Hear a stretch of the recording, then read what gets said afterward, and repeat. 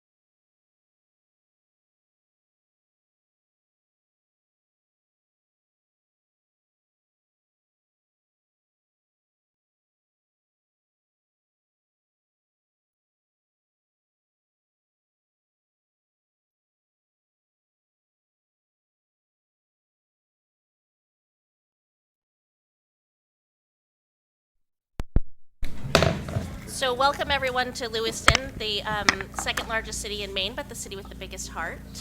And we are here for a workshop, and we're going to start with the potential budget implications for the 2019 of Biosolids and PFOS, PFOA.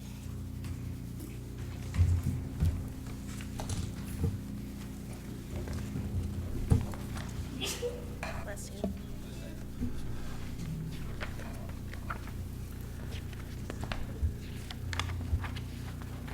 Page, yeah, there we go.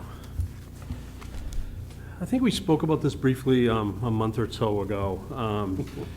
Back in March, something that's been going on for a year or two throughout the nation, and looking at some compounds that are kind of ubiquitous throughout society. They were compounds that were in things like Scotchgard and Teflon and firefighting foam.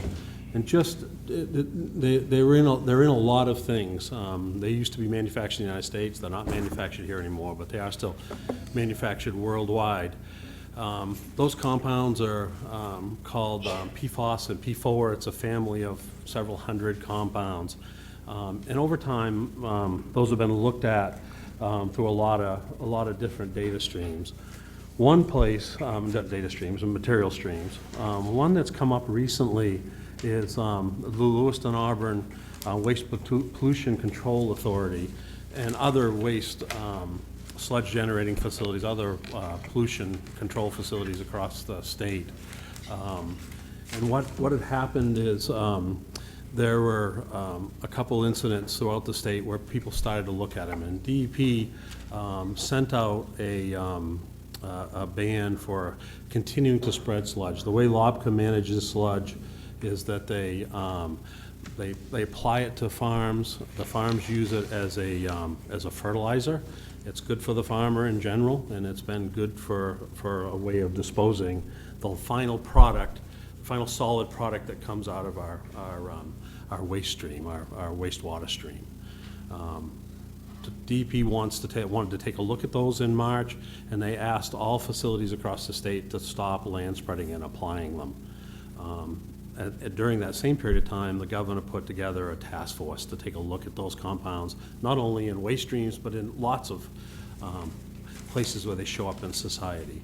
That task force has met once. They're meeting again tomorrow. Dennis and I will be attending that. So right now, we no longer are spreading, or LOBCA, is no longer spreading sludge material on farm fields. They have not this spring at all. We are now hauling that to a landfill until those studies are complete for the governor's task force and others. And obviously that comes at a cost. You know, something that we were land spreading at about $17 a ton now is $60 a ton. There's only 2 landfills in the state that'll accept it, plus trucking to either Norridgewock or northern Maine. So the cost is $60 a ton plus trucking. And that's way above what our original budget has been. We participate in LOBCA.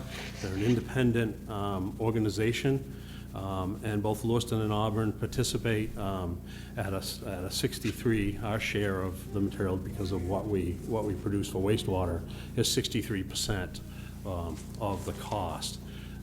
They're a nonprofit, fully funded by the 2 cities, run by a board of which Dennis and I are both members. What we want to bring to your attention, because we are landfilling it, at this point, it looks like the total cost increase between now and the end of the calendar year, could be as high as $500,000. So our portion of that would be 63% of that, and that's the budget difference. So 63% of about $500,000 to the end of the calendar year, and of course the fiscal year is around 6 or 7 months beyond that. So that's kind of the implication. We're not really sure. That's the worst case. We're looking at other ways of, or LOBCA's looking at other ways of disposing of the material that may be at a reduced cost, but that all needs to meet DEP approval and obviously the board's approval. The board's looking very carefully at how we dispose of the material and how it's handled. Did I say anything, Dennis? No, I think Dale really covered the pertinent points, and I think, I guess we would welcome any questions that the council has, and we can try to answer them best we can. So I'm just gonna start out. So I just want to be clear that I'm understanding the relationship between the cities and LABCA. So LABCA is the person, or the organization, I guess, that is managing this sort of biosolid management program and disposal. And it's an independent agency, not, the cities aren't part of that agency. It's a third-party independent agency. Okay, and there's 3 folks from each city that serve on the board of LABCA, and that board is the oversight? Yes. LUBCA is a statutorily generated independent agency that serves our 2 cities, and actually serves some others at times, but really serves our 2 cities. As you mentioned, Mayor, there are 3 members from each city, plus one independent additional, so there are 7 board members in all. And the board is the oversight, not the city directly. Other questions from the council? Councilor Ray? So, again, just trying to make sure I'm following all the steps. The next step would be for the main DEP to make an assessment on spreading, or would it be for the task force from the governor? I don't think I understand what those 2 are doing I think, differently. I think our understanding, the task force is working through the entire issue, and I think they're gonna come out with recommendations at some point. I don't believe we have a timeline at this point, but once those recommendations would come through, I believe any orders or directives would come through the DEP. Okay, DEP is the regulatory authority. The task force is as a group mostly of scientists and practitioners that are really trying to develop some recommendations on how DEP would regulate. And again, they're not just looking at sludge, they're looking at these compounds that are in this room, they're in us, they're in everything, because they were so ubiquitous throughout society. So the task force isn't focusing on sludge, they're focusing on these compounds in all elements of society. great, thank you. Councilor Lyson? Yes, we're talking about DEP. Could you, how are these compounds regulated on the federal level? Currently, there is the only statutory, it's not even statutory, the only rule that I understand that right now EPA has is they have a secondary drinking water standard. And secondary drinking water standards are standards that are recommended. They're usually not based in enough science to be a primary standard, like, our water is tested for mostly primary standards. Things like sodium in water and a lot of those aesthetic things, and then other things that they want to start giving some advice on are secondary standards. EPA is looking at a primary MCL, maximum contaminant level, for drinking water. They are looking at soils. Other states are looking at this. As I mentioned earlier, this is a nationwide, I was just reading some things from Michigan and New Hampshire this morning. But that's how it's regulated. It's not regulated as a hazardous material. It's not regulated as solids at this point that I'm aware of. Thank you. Did I miss anything there? Thank you. There may be something, but I'm not aware of it. Councilor Marcotte? Focusing on the next to last paragraph, where you talk about price per ton, trying to understand the different processes. So historically, we were land spreading at $17 per ton until it came to a stop.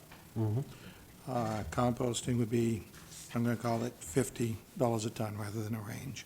$50 a ton, depending on the pilot. And landfilling, a third option, would be $60 a ton. Yes.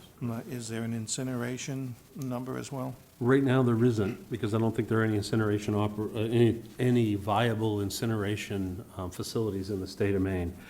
And just to go, also look at that last sentence right after the one that you cited, Counselor, trucking increases, and I don't have those in front of me. I didn't have those when I prepared this memo.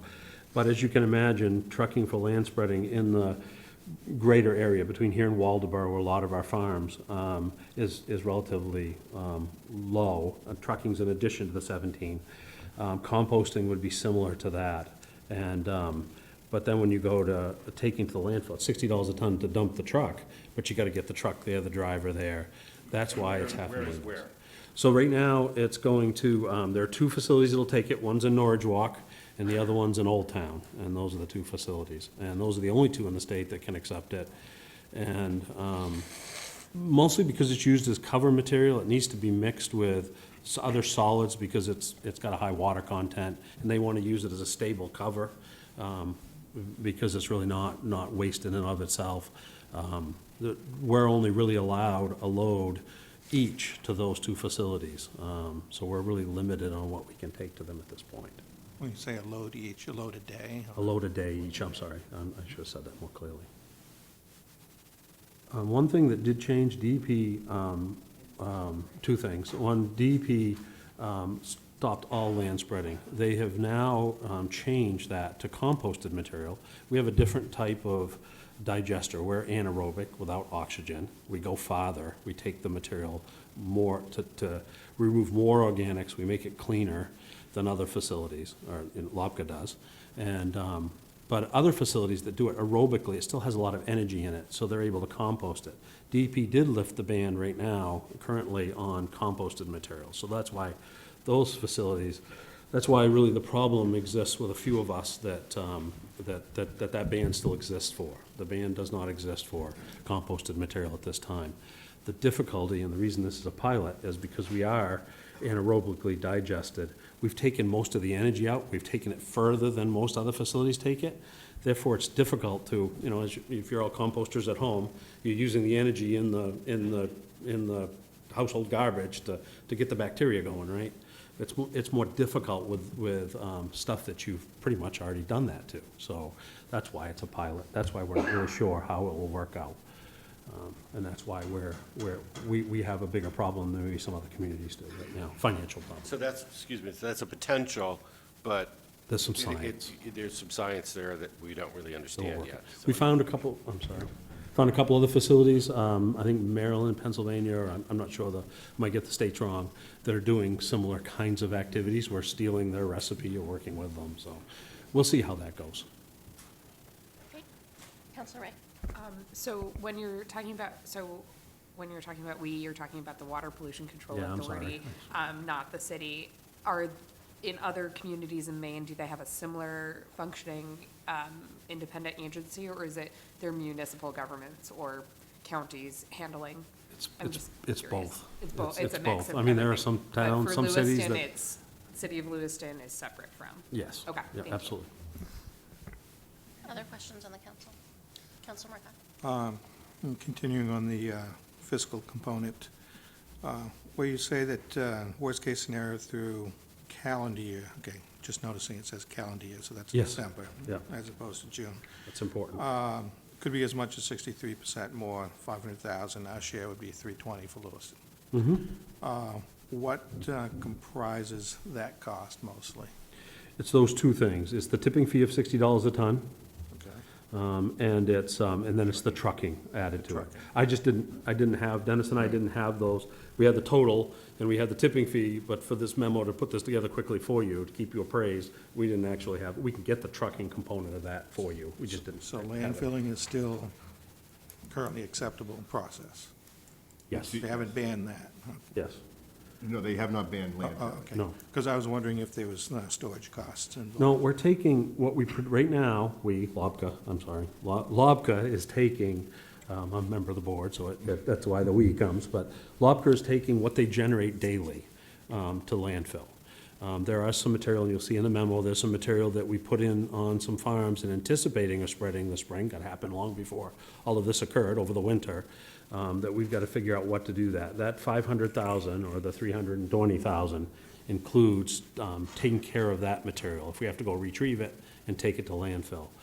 The problem is, both of those landfills, I think I mentioned, both those landfills will only accept one load from us a day. So we're producing a load a day, every day, we Lewiston and Auburn together, LOBCA. So it will take us a while, if we so choose to retrieve the material and take it, we'll have to take it to the second facility, and that's one load a day. And that's where the 500 comes from. One of the things that might be helpful at this point is to have Heather go over the financial information that she prepared, the charts that I believe she's distributed to you, Not yet. or will be distributing to you. This is our sewer pro forma that takes a look at how the sewer fund is performing for the current fiscal year and into the next one. Do you want to go pass it out? Yep. The idea here is we're trying to show you a couple things. Number one, there are some things we can do to try to economize on the expense side to try to offset some of this impact. But we're still going to potentially see a significant impact over the full budget year. And as you may recall, in our budget discussions earlier this year, we had already anticipated that the sewer fund would operate at a loss in this coming year, that it would be able to carry or cover with its available cash at the beginning of the year. That clearly is impacted under these projections as you go forward. And you can see where we originally thought we might lose about $364,000 this year. It's going to potentially be $868,000. And I will caution everybody, these are obviously very preliminary numbers that we'd need to refine, which would take us at the end of the year to a cash balance of about $165,000. And without a rate increase, you can imagine what's going to happen if that continues into the second year. So that last column that Heather has provided shows the impact of a 20% sewer rate increase in fiscal year '21. So that would not be for the coming year, that would be for the following year. One of the things that I think we're going to need to do over the next few weeks is try to clarify these numbers and get them firmed up, and then have a discussion about how we want to take a look at this potential cliff that we're looking at. And do we want to hold off and not do anything for a year and face the potential of a significant 20% sewer rate increase that basically gets us back to break even under this scenario? Or do we want to maybe take a look at splitting that up into a couple of smaller increases to make it a little bit less painful going forward? So again, I don't think we can make a decision tonight. We need to firm up some of these numbers. We need to get a little bit better understanding of what's going to happen and what the possibilities are. But I think we will need to have that discussion. And the longer we put off that discussion, the potentially worse the problem becomes as we continue to expend in excess of budget. Did you have another question, Councilor Marcotte, before we went to this? No. Okay. I was going to dive into Okay. questions that were just answered. Councilor So, Ray. Oh, if sorry. real quick, we have met with the water and sewer superintendent. There are some projects or capital items he has elected to defer, so those are reflected in the pro forma. I will remind you, because you also have the water pro forma that I've also attached as well. In the city administrator's budget message, one of the kind of questions that was posed that he just reiterated is, do we want to go for 2 small increases or 1 larger? Both utilities in FY 2021 will need rate increases. So we are also projecting a rate increase for water. So I wanted you to have both pictures when you're considering that question. And you will notice on the small, if you look at the very bottom, on water, you will see the $69.20, and on sewer, you will see the $122.24. That is the average annual increase if both of those rate increases were put into place. So again, if we look at the projected 18% water, you're looking at, for the average homeowner, $69.20 per year. If you look at the 20% sewer increase, you're looking at $122.24 per year to the average user. And those bills go out quarterly, is that correct?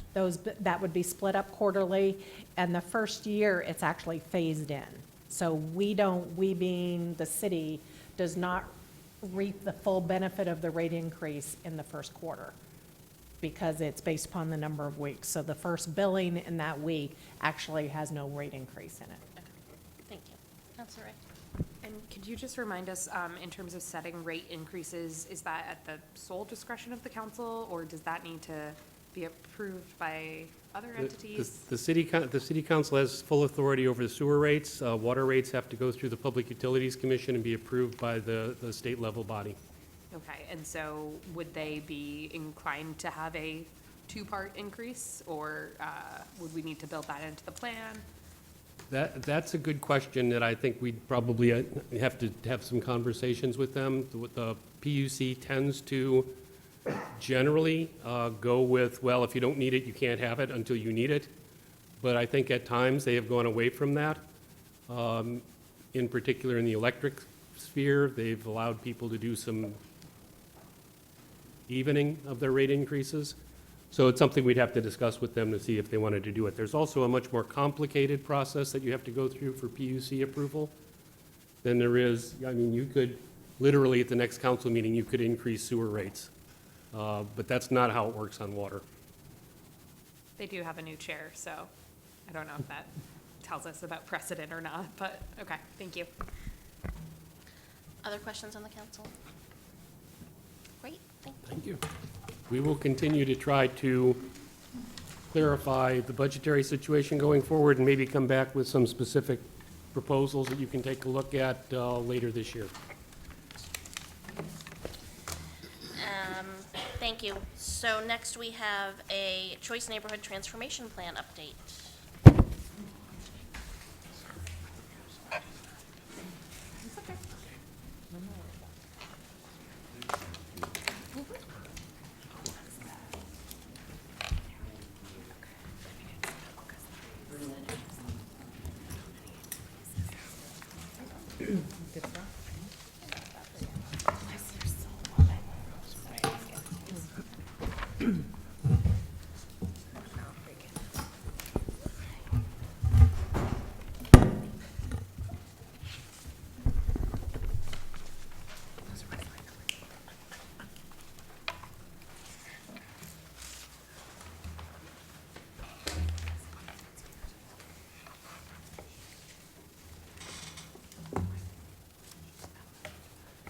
Hi, friends. Hi.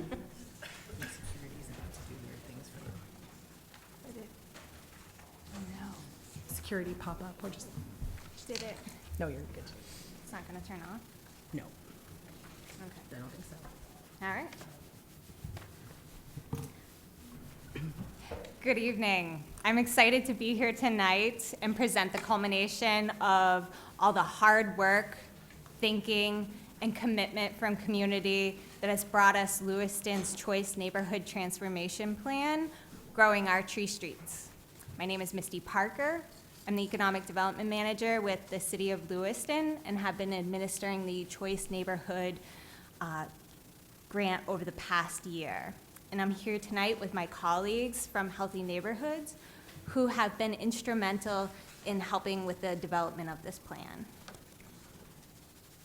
My name's Ben Grenier. I work at. I'll go. I don't have to go that far. This is my first time. I work at Rainbow Bicycle. I live at 43 Lisbon Street, and I'm on the Healthy Neighborhoods Planning Council.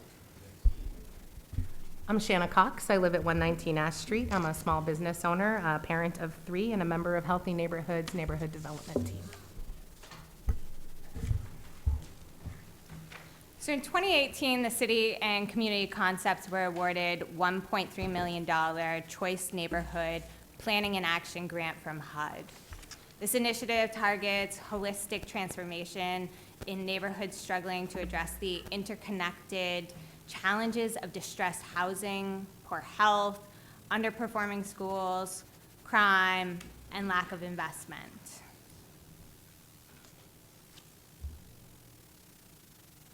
So maybe that neighborhood description sounds familiar to you. Appropriately so, our work targets the Tree Street neighborhood and the redevelopment of publicly assisted housing development known as Maple Knoll. This plan seeks to catalyze change at 3 different levels. It aims to improve the lives of people through education, health, income, and employment opportunities. In Choice Neighborhood, the plan helps foster the conditions necessary to attract private investment in distressed neighborhoods, including public safety, health and environment, good schools, and opportunities for learning and commercial activity. And in local housing, it aims to replace distressed publicly assisted publicly assisted housing with high-quality mixed-income homes and apartments that are well-managed and responsive to the needs of the neighborhood. Upon completion of the plan, the city will be eligible to apply for an implementation grant of anywhere between $10 to $30 million to help in the implementation of the objectives of the plan.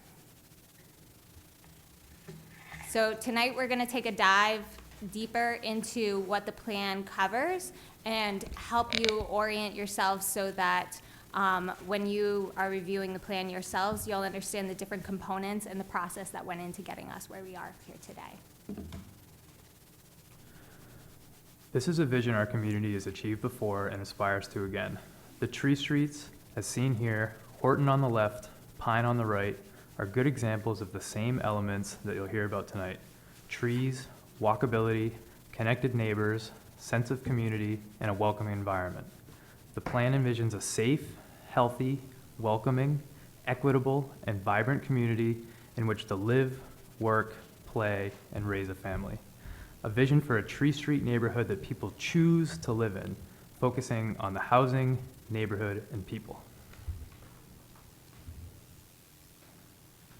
So this is our choice neighborhood.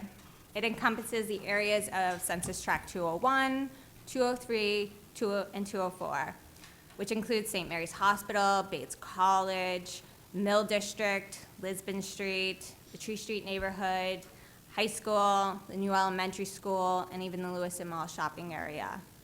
This area is home to a third of our residents. And as you know, this is an area in the downtown that has experienced some of the highest rates of poverty for decades. Only 60% of the households in this area have access to a vehicle, 23% have less than a high school degree, and another 37% have a high school diploma or equivalent.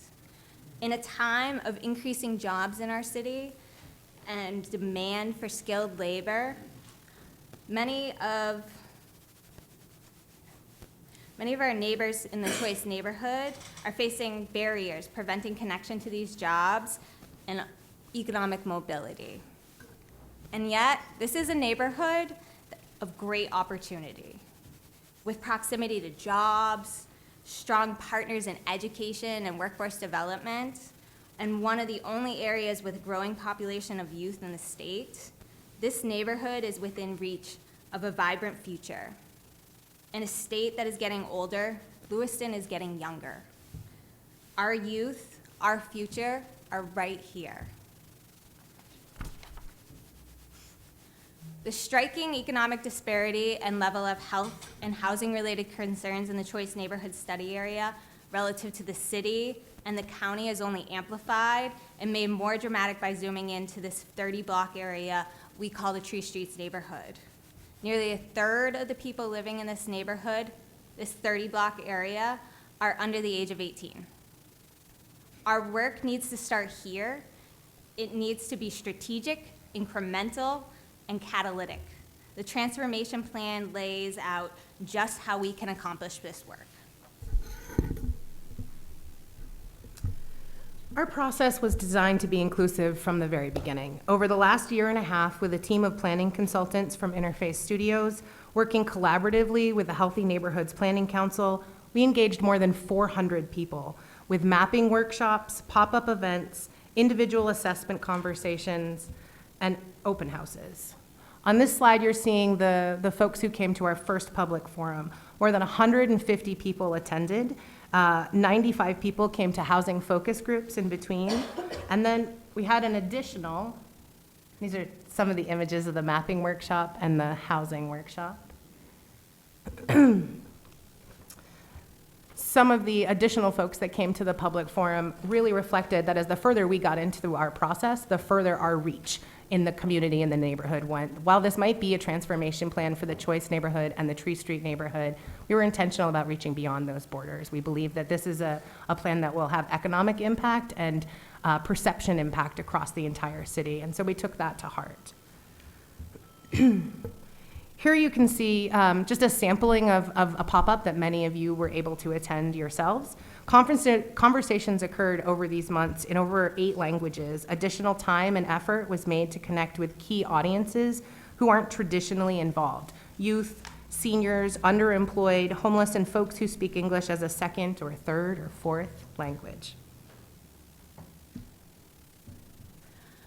The resulting plan lays out 9 core goal areas the community identified, the strategies to get us there, and how we'll measure our accomplishments. We're excited for you to explore these goals and to see the partners who are committed to working on these strategies. But since there is a lot of work covered throughout the plan, we'll be taking the time tonight to share a few key ideas that have emerged from the plan that are critical to help the neighborhood move forward, and I think that you guys are going to be excited about. You've all heard before and know well that Lewiston has the highest rates of childhood lead poisoning in the state. It's 3 times the rate of the state rate overall. 3/4 of Lewiston's incidences of childhood lead poisoning occurred in the tree streets, which you can see here. Due to our building's age and the low median income in this neighborhood, the results in poor management and disrepair of those buildings for decades has created distressed living environments, increasing lead risk, and having significant health impacts to our residents. What we were excited to see in the planning process is that when faced with options of adding an indoor soccer dome or increasing childcare opportunities and many more both concrete and aspirational goals and priorities, our community recognized the danger and impact of lead poisoning, and overwhelmingly, the community voiced the most transformational things we could do for the tree streets is to make them lead-free. This is a recognition that our youth are one of our greatest assets, and when our youth are impacted by lead, they have worse learning outcomes, keeping the cycle of poverty extended generation after generation. Our community reflected the importance of youth and seniors and all residents by highlighting the need to make the neighborhood a nurturing neighborhood, providing safe places to play, green spaces for sitting and connecting with neighbors, and safe routes to school that benefit youth as well as those who have limited mobility and/or people who choose to walk. This is what excites me about the plan. I recently explored moving into a single-family home in a neighborhood a little more than a mile away. I visited 7 homes. You might have heard the market's a little tough right now, at least it is for buyers. Each time we crossed Russell Street or East Ave, something felt wrong inside me. My kids and I felt that it was important for them to be able to walk to school, the library, their summer jobs. I realized I too wanted to be in walking distance of the restaurants and pubs and activities that I enjoy just a couple blocks from my home. After a few months of looking and thinking, we decided to stay in this neighborhood.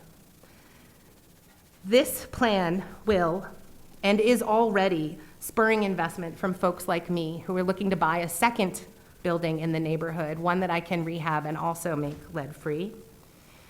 Because we care about youth-oriented neighborhoods, because we care about walkability and accessibility to healthcare, schools, and activities. These are what the improvements look like. The transformation plan works to make the tree streets safe for walking, biking, and riding the bus.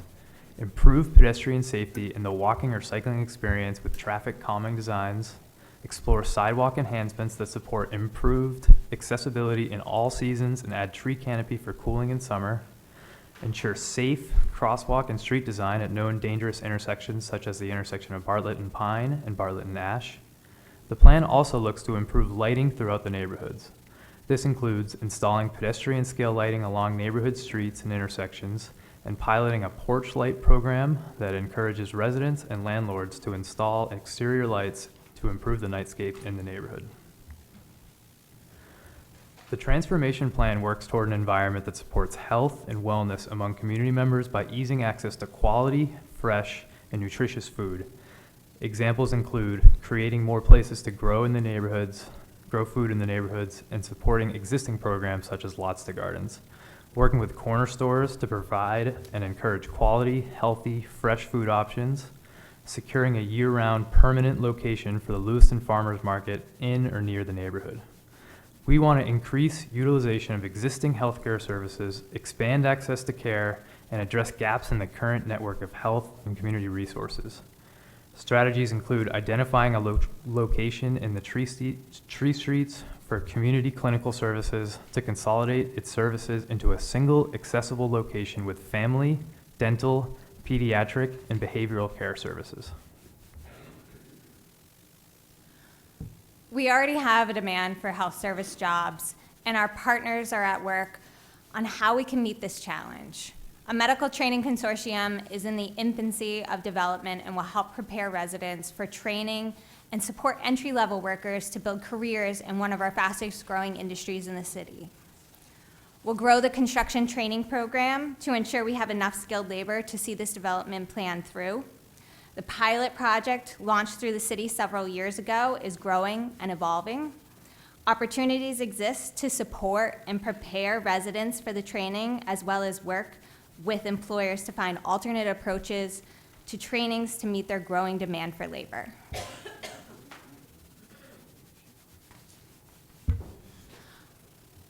Our plan instructs us how to rebuild the Tree Streets neighborhood and achieve a lead-free neighborhood anyone would choose to call home. The work starts with rebuilding Maple Knoll as two critical catalytic developments that will leverage the revitalization happening on Lisbon Street and launch this energy up Pine Street into the neighborhood. Replacement Site 1 will be the bridge to help connect the energy between Lisbon Street and the neighborhood. The second replacement site will be in the heart of the neighborhood. It'll be further up Pine Street and demonstrate a model block of what can be achieved through this neighborhood development plan. These two properties, strategically located and connected, will provide significant opportunity for private investment to support and benefit the groundwork laid by Choice. The pattern of development presented will focus on the spines in the downtown, providing opportunity for higher density residential units and businesses on these important corridors. Through connector streets like Blake, Pierce, Bartlett, smaller density family-oriented development will set a new standard for housing in the neighborhood. Each replacement site for Maple Knoll and the housing strategies within the plan are tailored to fit what residents expressed a desire to see. We asked the community what type of housing suits their needs and found that a range of all types were desired. This matches the market analysis findings and is reflected in the breadth of proposed unit types and ownership options in the plan. The first redevelopment site will be across from Kennedy Park. Here we'll be able to construct a mixed-use building with commercial on the first floor and 66 units of market rate and affordable housing above. This development will play an important role in leveraging the redevelopment energy from Lisbon Street, carrying it into the Tree Streets. Additionally, the building will provide an important safety component to Kennedy Park area by providing eyes on the park, a common strategy for deterring illicit behavior. Replacement Site 2 is located within the heart of the neighborhood and provides an opportunity to redevelop an entire block with housing suitable for families, individuals at lower density, and with opportunities for yards, front porches, and unfragmented sidewalks.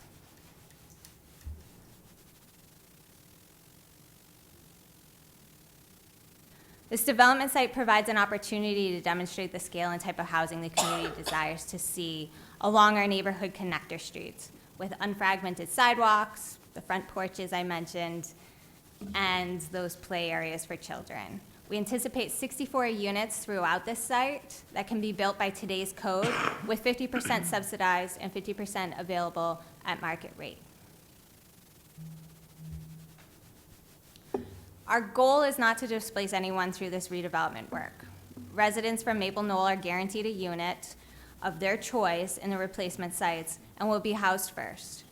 The balance of the subsidized units will be available to people at or below 50 to 60% of the area median income, with an equal number of market rate units offered as well. Through the redevelopment of Maple Knoll in these two locations, we will be removing 83 aged units in the inventory. This is in addition to approximately 142 units that have been lost to demolition over the last decade in this neighborhood alone.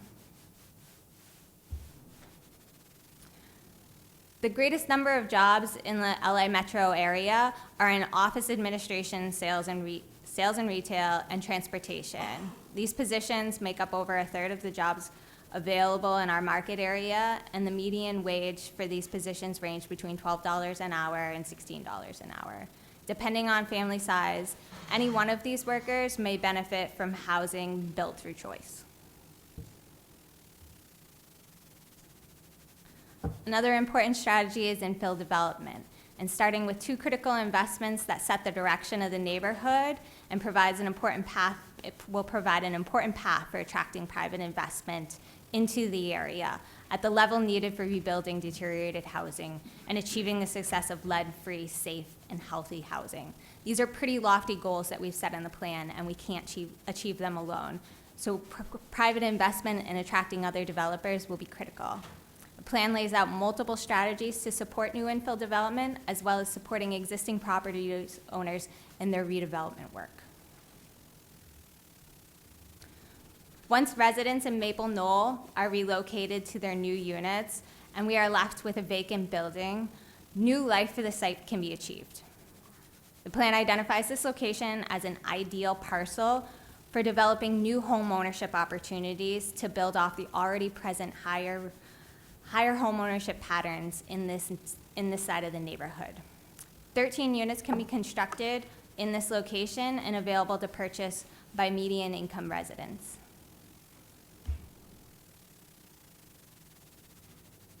As I mentioned before, the Tree Street redevelopment framework gets to the heart of the challenges in the neighborhood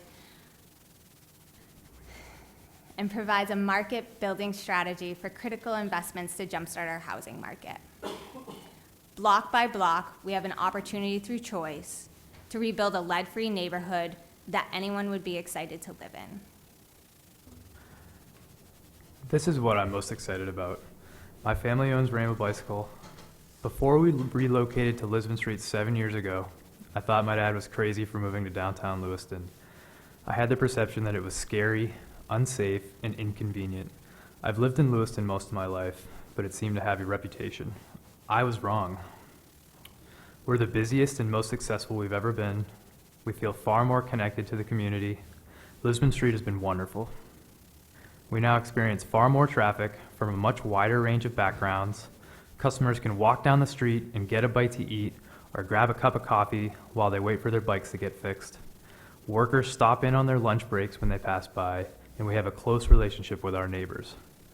Over the last decade, we felt an increased energy along Lisbon Street that every year brings new businesses and development. The redevelopment of the tree streets can capitalize on that energy and carry the momentum up Pine Street and throughout downtown. We have an opportunity to change the perception of downtown Lewiston. This energy is real. Look for the implementation matrix, located at the end of our plan that shows the current commitments from partners. Every strategy has partners identified, where they have expertise and experience to help accomplish this work. This matrix will act as a work plan for healthy neighborhoods, the city, and our partners to monitor and assess the progress of our work with evaluation support from Bates College.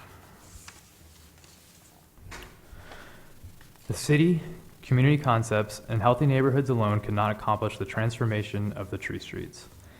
It will take the many partners you see here and with us today to each play a small role in helping make this work possible. In fact, could I please ask that anyone here in the room today that has already made a commitment in the plan, please stand up.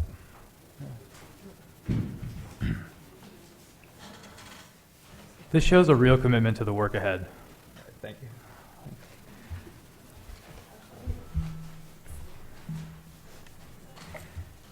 In fact, partners are already working hard to bring the ideas in this plan to life. This spring, Healthy Homeworks organized a trash amnesty event to respond to the challenges identified with waste in the downtown. Throughout many partnerships, volunteers were able to help residents dispose of unwanted bulky items properly, learn about waste and recycling rules, and receive bins for their homes that are compliant with the city waste rules. An idea thought to be impossible came to life because of the collaboration and commitment from everyone involved. This is just a taste of the success and transformation ahead with this transformation plan. Thank you. So, just in closing, I want to thank you for your support in preparing the transformation plan, and to all of the partners, many of who are here tonight, who helped over this past year, and also including Interface Studios, our consultants tasked with preparing the plan and pulling all of our many ideas together. I'm excited to end our presentation by letting you all know, as of this afternoon, the full draft plan, all 250-plus pages of it, plus appendix, is now available on the city's website under the Department of Economic and Community Development. We welcome you all to review the plan over the next month and provide comments to me directly. It's still in draft form, and while changes to the text may be adjusted, the overarching ideas will still be present. So thank you for your time, and we're happy to answer any questions that you may have.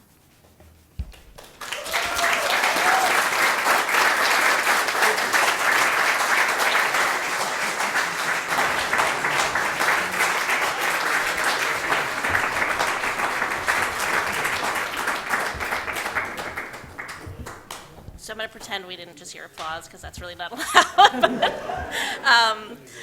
I just want to say that I'm not crying. You're the one that's crying. I'm really so excited to read all 250 pages of that report, but just really excited about this project. I think that for me, this kind of community involvement and this kind of community action is really kind of,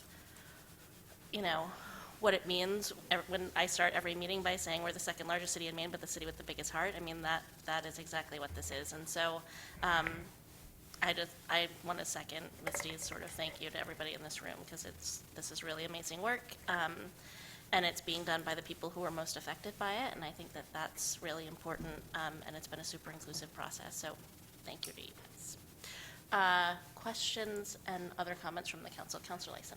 Yes, wanted to thank you for all your work, and I'm looking forward to the work that's yet to be done, too, which is a lot. But, I mean, I think, sometimes I think if you guys haven't come forward, we'd have to invent you. You know what I mean? As a council, as a city. So that's great to have people pushing in the right direction, especially in a crucial area. One thing I remember back in 1998 when we were doing a downtown master plan, one of the research components was the strength of a downtown. One of the major factors is the strength of its surrounding neighborhood, residential neighborhood.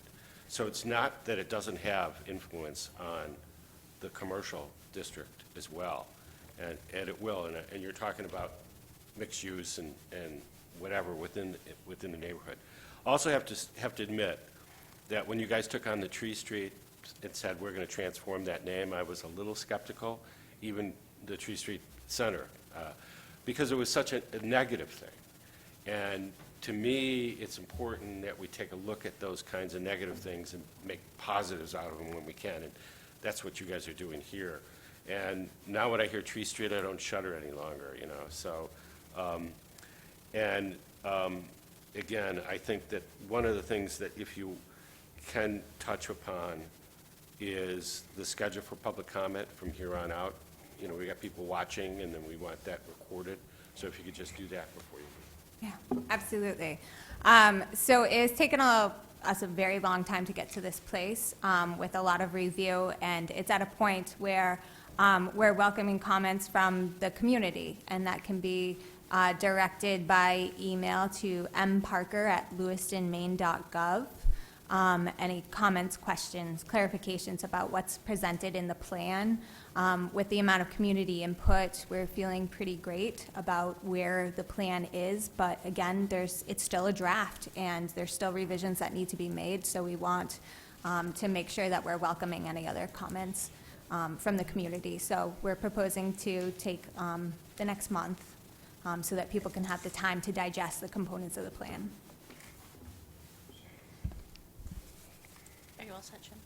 Just one other question. Later on in tonight's agenda, we're talking about forming a housing committee, and I would, obviously, there's so many similar goals and objectives with your plan, and I would expect coming out of that committee, as well as a lot of other city committees. The design committee talks about its major element, was walkability of the community, and I think that's a big part of what you're trying to do as well. And obviously, the lead-free issue, making it safe for people to live in our community. And it's exciting that your proposals are also grassroots oriented. It's come from the bottom up, and that's terrific. So thank you again. And one of the things that we didn't mention in our presentation is that part of our grant did involve action activity funding. And so that is approximately $1 million that we now that we have a plan, can implement with a visible neighborhood improvement that is mentioned in the plan to start some of this work. And so that will be happening this summer and is also another opportunity to continue to work with residents in the neighborhood to help them inform where that money is spent and help communicate what else is in the plan. Councilor Wright. Thank you. So Councilor Lyson just stole my thunder there about the Housing Committee and what that work will look like integrated with this work, because you've done so much of the research and developed a lot of the resources that I think will be helpful to that group. Obviously, they'll need to be more nimble and focused on slightly different things, but great point that I echo. Thank you all so much for coming and supporting or reporting out to us over time, the building of this plan and making sure that the council, or at least I, understood it every step of the way was really critical, I think, to getting to this point. And I'm really looking forward to reading that whole report. My only question was, you displayed a matrix up here. Is that part of the report? Okay. It's at the very end. Okay, so I'll make a note to zoom in really well on that. Thank you all. If I could add just one thing which touches on both Councilor Lyson and Councilor Ray's remarks. This has been undertaken by a large group of people, and that group of people intentionally continues to grow, which means that our network has folks who are doctors or are working in the hospital system and working on food access and working in food ag and working and participating in some of the committees that you're mentioning. And I'd also say, so the opportunity with this is to continue that integrated effort. And so as other activities, city directed or otherwise, arise, I have trust that our network is large enough to be inclusive and make sure that we're integrating into that. The appendix, which Misty mentioned, which is 150 pages on top of is a lovely research book. And so there's a full market analysis in there, as well as a whole bunch of really useful information that anyone listening at home and in this room should consider as a resource for any of those activities or for your own individual efforts. One other question I had. In one of your slides, you make reference to opportunity zones. Yes. Is any part of this project part of our opportunity zone? Yes, replacement site 2, a majority of that is located within the opportunity zone. And so we see that as a really great opportunity to attract some private investment through those opportunity zone funds to help with additional build out of that area.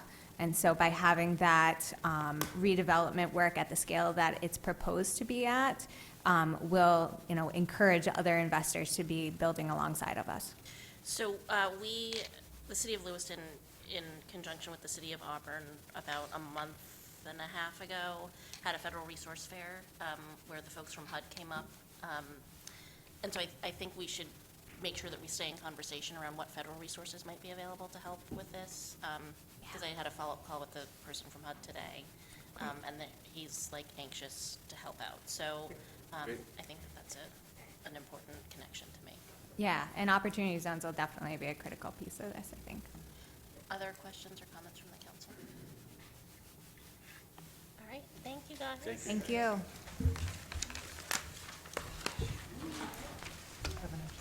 Reverend Sherry.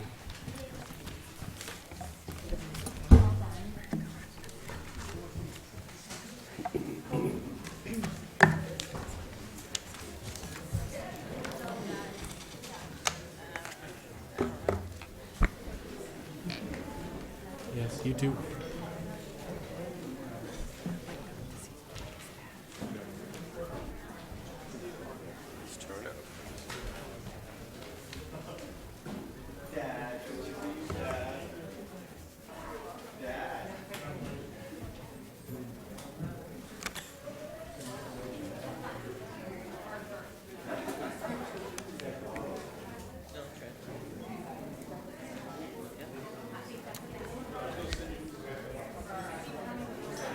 And now we are going to move into the impact of the revenue sharing increase, some more good news, on our municipal tax rate. There was a memorandum included in your packet that kind of summarized where we are. As you know, we adopted this year's budget based on a revenue sharing estimate using 2% of state sales and income tax as the base. At that time, we were looking at a tax rate of $29.50, which was an increase of 83 cents or 2.9% from the current year. The governor's original budget had proposed a 0.5% increase from 2% to 2.5%. The legislature actually went ahead and increased that to 3%.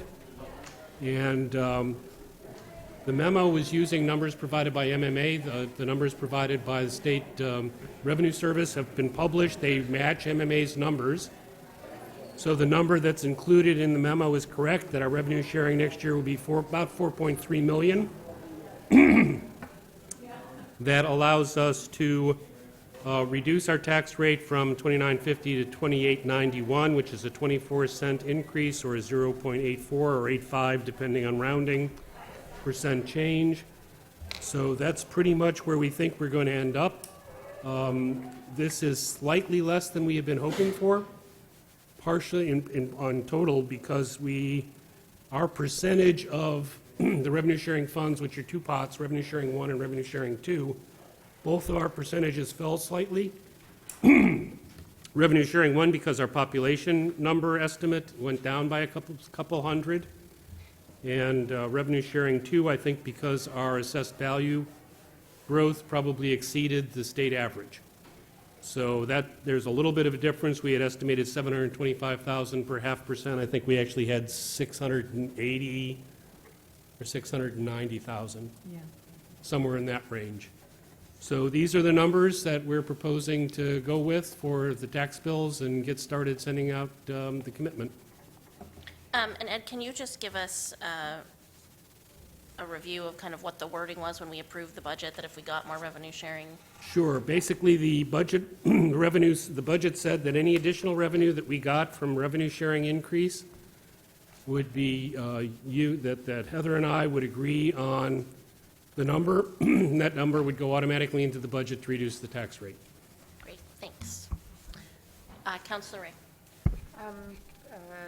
So we're looking at the new sheet that you gave us today? Correct. Okay, and was there any changes on the school expenses side of things? I know there was I a, don't know what happened over there yet.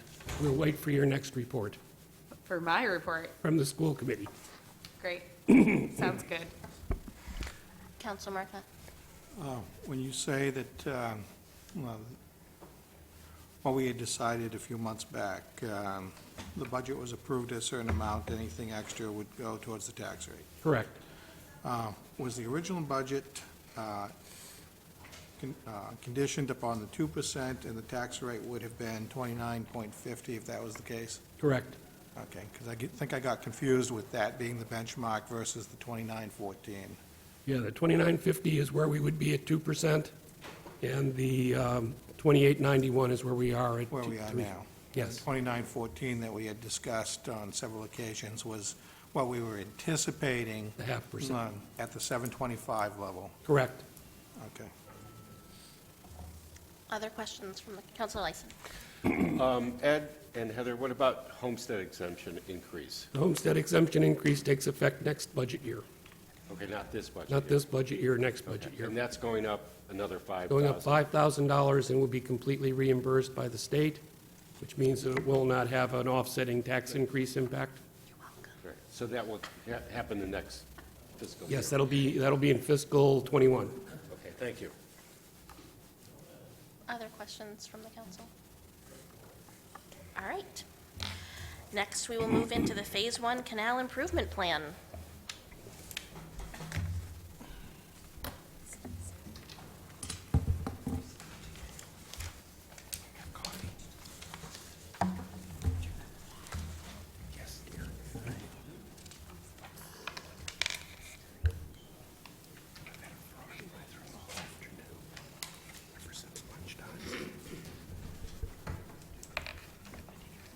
You're up, Dale. All right.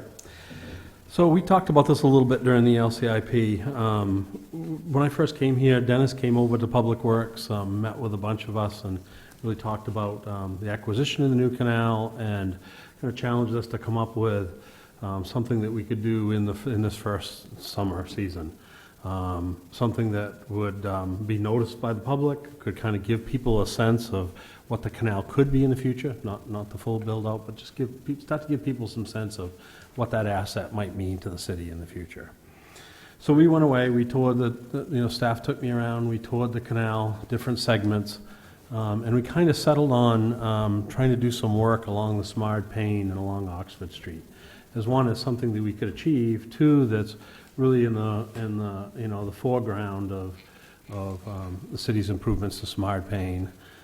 We met with planning and code and economic development, looked at the master plan, and tried to come up with something that we could do and get done in a season, and really complement future improvements to Smart Pane and in that general area. So currently, from the purchase, and Heather can probably talk a little more about where the funds came from if someone's interested, but in the original purchase, there was some canal maintenance funds. What remains of those is $115,400, or at least rounded, that's what it was the other day when I looked. In this 2020 LCIP, we've added another $100,000. So available to us is around $215,000.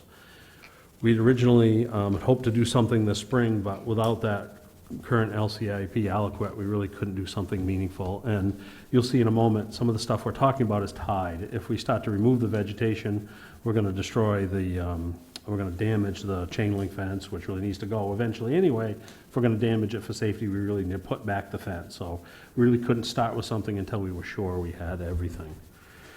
So we'll go into the specifics in a moment, but segment A, and I'll show you where that is in a second. Vegetation removal, we think we can remove most of the hard woody vegetation, the trees, and some of the other viney vegetation for between 10 and 25,000. We went out and queried 3 different arborist firms, and we got an initial quote of under 10, one around 20, and one around 25.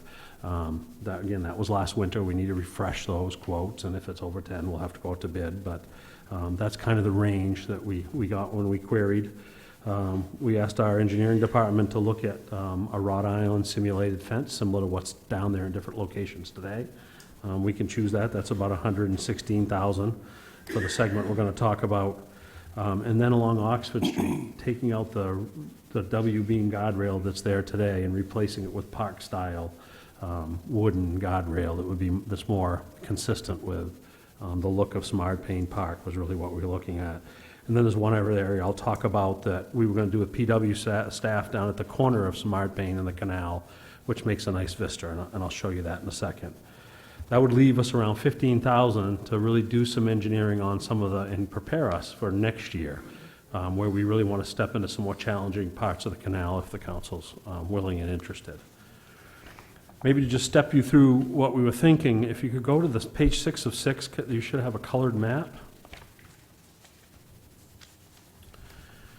So what we're thinking of is removing the vegetation from, if everybody knows where the red shop is, the old carpenter shop down there, next to Smart Pane, and remove the vegetation up, all the way up to Lincoln Street, potentially skipping one place next to Acme, where there's some bamboo vegetation, but we may be able to take care of that too. But then turn down the canal and go all the way down to parallel to Chestnut Street and do the same. Would remove the fence daily. Our contractor would remove the vegetation and put the fence up temporarily. Once we got all done for that section in yellow, we would come back and install something like a 4 or 5 foot simulated wrought iron fence. There's all kinds of benefits to that. One, when you want to get through chain link to do some work, you need to remove a segment or roll a segment up or cut it. With that said, those are usually 10 or 20 foot sections. We'd be able to remove a section to do, if we had to do work in the future. Once we remove the the woody vegetation, our thought was to really manage that segment with herbicides, because it's very difficult to get up to the edge of the canal with a workforce and tie them off. So we would try to, everything we do, we want to be sustainable, so we want to be able to sustain it. Another area that we want to focus on, if you look, it kind of gets a little broader down where Smart Pane touches the river. If you went down there today, it's another place with a bunch of bamboo. It's really next to the amphitheater. It really blocks the view of Auburn and the river in that location. So that little location down there, and it's on a slope, Public Works wants to go in with, ditching material and other material that we'd come up with through our normal work process, level that out, remove the bamboo vegetation, which is invasive species, and replace it with a mobile surface that could be used and would be a nice view of the falls and the Auburn side of the river, fireworks, be something that would be usable to the public. Really, the idea is to build something that, from Oxford Street or from back through Lincoln Street, to be able to look down and see Simard Pane, make Simard Pane a much more inviting place, and then build on to that in the future. Once we were completed with that work, what we'd like to do is really focus on a couple other elements. If you look at the next cross canal, has a number of ice diversion structures in it, has gatehouses, it has some high voltage transformers. For us to really attack that next section, we really need a winter of engineering. There are just a lot of challenges on that next cross canal with stuff in the canal that's failing and falling in, and to go in there and without having done some adequate engineering would be difficult.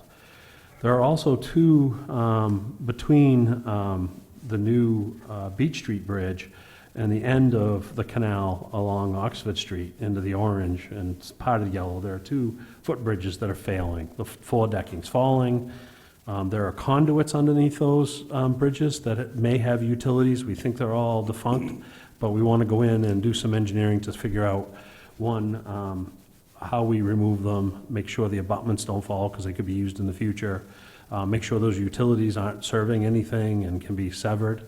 Also, anything on those bridges, we may need to do some historic regradation. We also may want to collect any elements. If you go out there, some of the posts on the corners have nice end caps that were built and designed in the mill. We'd want to retrieve those, store those, so if we ever put a footbridge back, we could bring those elements, any of those elements that we could preserve back into the future. Another thing we wanted to look at over the winter, and there'll be several places in the canal we'd like to do this. If you look at the far left, and you think of where the Red Shop is, and then there's the Acme facility, there's a place that's kind of open in there. And one of the things we'd like to look at the feasibility of maybe putting a ramp in for a couple of reasons. One, over time, if the canal needs service, if we need to get down into the canal because the walls fail or things get in the canal, the shopping carts, lots of stuff gets there, we'd be able to go service it. Also, that ramp might also serve in the future if there's ever activities and we want access to the public. That ramp when the water's up would have a potential, it'd be gated now, but might provide those kinds of things in the future if that's the vision that the canal has. So we want to look at, as we progress through the canal, we want to look at ways to build access points that preserve the historic nature of the canal, but also provides those 2 services. So that's kind of what we've proposed for this summer. It's later in the year, we need to giddy up if we're going to try to get it done this summer. We have to work around as many of the festivals and uses of the park as we can to try to minimize impact there, but we'd really like to get that first stage done this summer so that next spring people can look at that portion of the canal and kind of begin to vision what the canal could be to the city in the future, if that makes sense. Councilor Lyson. Thank you. Wanted to thank, Dennis for kind of the idea and moving you guys along. Also, I just wanted to add, I think this is a great idea, Sharon. If you look at the map, again, and if you go between Chestnut and Cedar Street, there is a cross canal there, right? I talked to people at Gray Street Recovery. They have the building, which I think was the former rectory of St. Mary's Church. And they talked about wanting to get involved as volunteers for improvement of that way.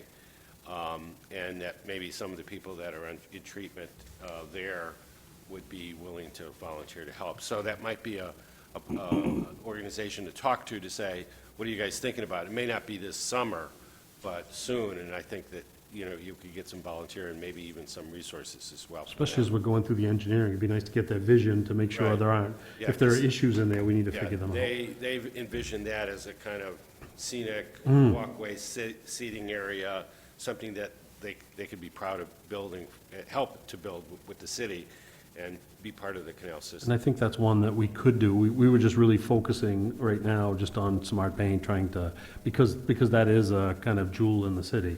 But I think that, we've talked about continuing up the canal, to the upper canal along Mill Street, but trying to figure out what's going on with Mill number 5 and some things there.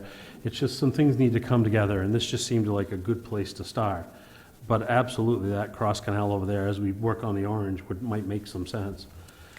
One of the issues we've got to be a little careful about, whether it's volunteers or our workers, is just health and safety. There's significant falls, it's a direct precipice, tie-offs, or a contractor for any of those. So there are health and safety implications to doing any of this work, and we're going to make sure whatever we do in a manner that protects volunteers and staff and contractors.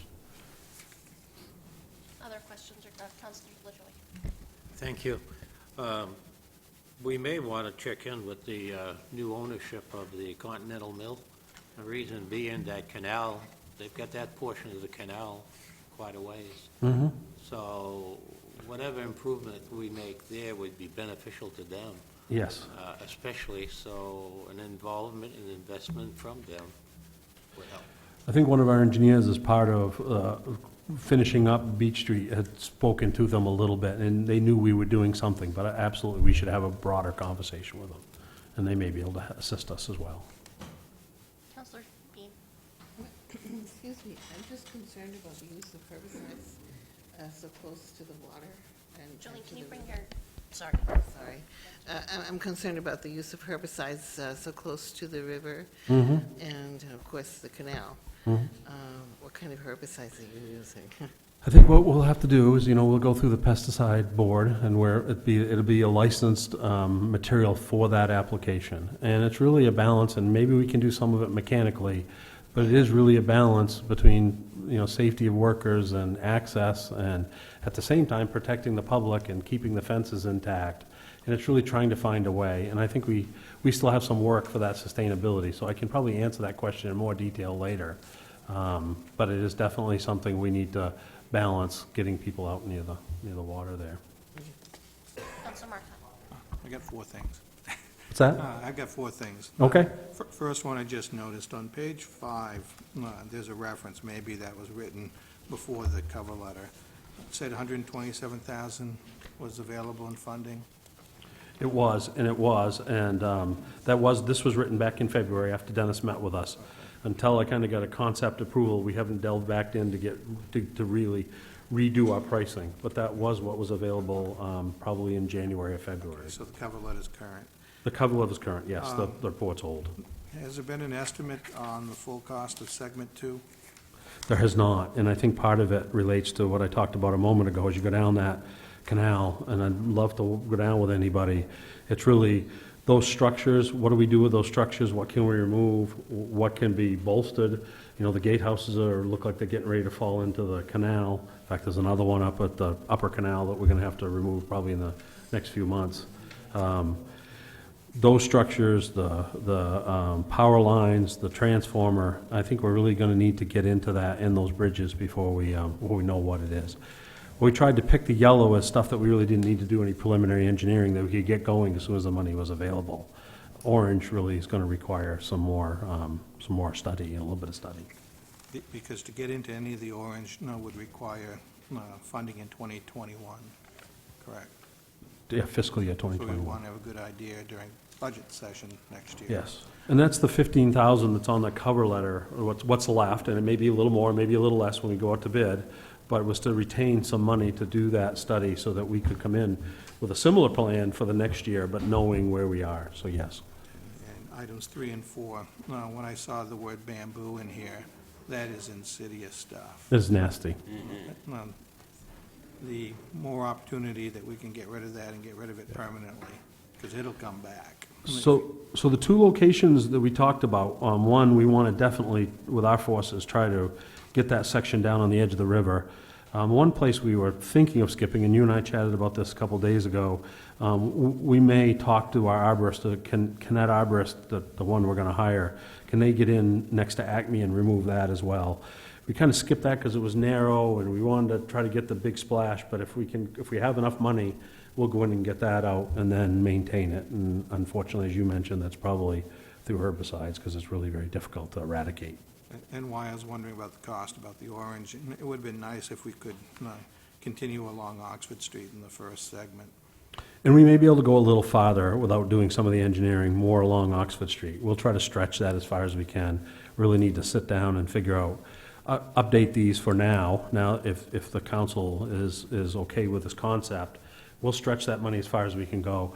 I do want to retain a little bit to do that engineering on the bridges, on the ramp, and the structures along that cross canal. I think that cross canal is important in that, the connection between the trail system and Auburn and there's been always that vision of going around the behind and connecting to Samard Payne, and getting that section of the canal done, just is inviting in the next step towards that master plan. So that was something we were anxious about getting into the orange as well next year. Any other questions for Councilor Wright? I see that you had some staff field trips. Would you be willing to have a counselor field trip? I'd love to. Okay. I would love to. Just like, I'd love to. the visual is very helpful for Yep, me, so. and I think we can talk about things that, in the future, and other things that, what I don't want to do is do anything that would preclude or would preclude, continuing with Smart Payne. We have another effort that'll be going to the Finance Committee, looking at the Samard Payne master plan with code and planning and with economic development of how we now dovetail this work with the rest of the connection down to past the rail loading ramp, and what do we do with that, and then what do we do with that connection? We built a portion that goes in between Lincoln and Oxford. Now we need to build that next section of walkway. So we'll be getting some renderings, we'll be bringing those in soon. So all this stuff needs to kind of go hand in glove. Thank you so much. So Welcome. on that note, Dale, maybe you could send an email out to the council, like pick a date and just send an email out Absolutely. to the council that Yeah, then people who want to go can go. please.